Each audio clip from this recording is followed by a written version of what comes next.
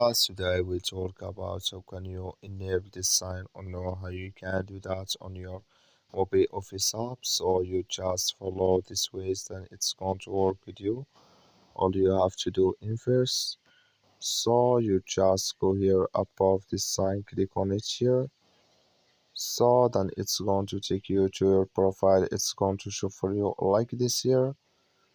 Then you go down, just keep going down here, click it on settings.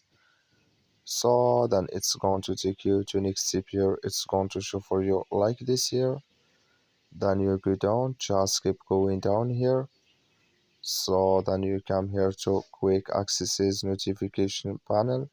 Click in this sign. Like you see this color show for us. That's mean quick accesses notification panel enable with us now. That's all you have to do. That's all. Thank you for watching. Don't forget to support us by liking, subscribe.